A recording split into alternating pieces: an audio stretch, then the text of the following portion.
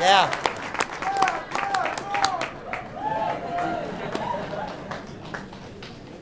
Raul, I look forward to working with you next January as we try to get control of this Congress and return it to its traditional roots, trying to do things the way that it should be done, where every member has the chance for open debate, to offer amendments, to represent their constituents when legislation comes down.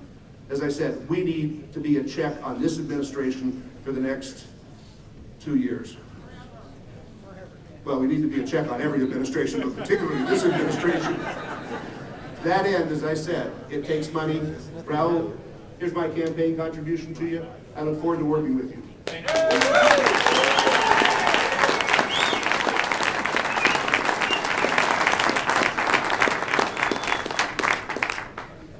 Thank you. Thank you so much. I stand here as a long shot. My fellow Republicans, it is such a great honor to stand before you today as your nominee for the 1st Congressional District seat. First, I want to thank my beautiful wife and the love of my life, Becca.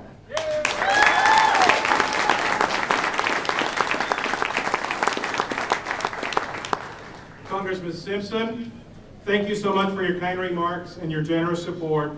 We will need your active help to win this seat in November, and I know that I will need your ongoing advice if I'm going to be effective in Congress when I win this seat.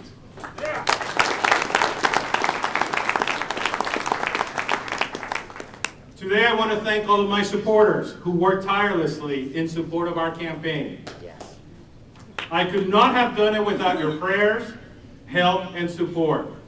Clearly, the conservative grassroots movement in Idaho is alive and strong. Oh, yeah.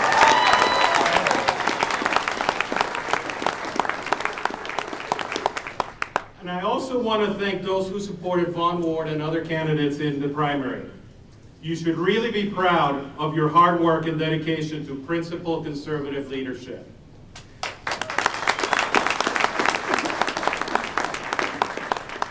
I hope that I can earn your trust and your support.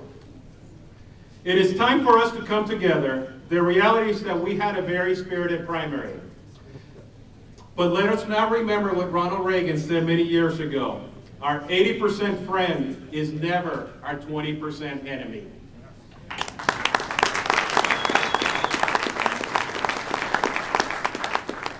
I already feel the great responsibility I bear to help the Republican Party this fall. Not just taking back the congressional seat, but also helping my friends up and down the ballot all throughout Idaho. We need to keep Senator Crapo and Congressman Simpson working for us in Washington, D.C.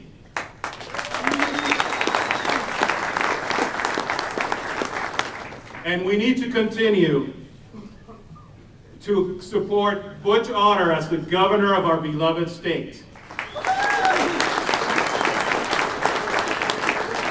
And each and every one of the constitutional officers of this state will have my support so we can win this election in November. I will work hard not just for myself, but I will work hard for them. And I will work hard especially to assist my friends at the local candidates in the Idaho State Legislature.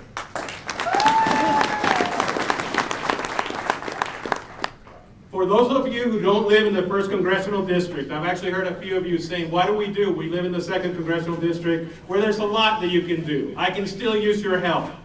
Take the time to call your friends who live in the 1st Congressional District. And you can also contribute to our campaign. We don't mind. My friends, America's in trouble, serious trouble. The unemployment rate in Idaho is painfully high. The national debt and deficit is just out of control. We cannot continue to spend money we don't have. But more than our economic security is at stake. The fundamental vision of America, founded upon individual liberty and constitutional government, is under assault. Our liberties are currently threatened. Washington, D.C. is out of control. The Congress under Nancy Pelosi continues to defy the American people, and we must wrest the gavel from her hands. Any hope for doing that requires that we take back the 1st District now.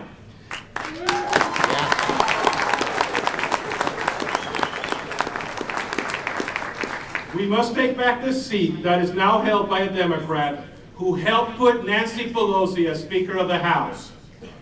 I'd like to say a few words how I'm going to run this race. I view Mr. Minnick as an honorable man who has worked hard for Idaho. We disagree on a host of issues. We have very different philosophies, however, and I am committed to having a vigorous debate and running an honorable campaign focused on what is best for America and Idaho. The people of Idaho deserve nothing better than that.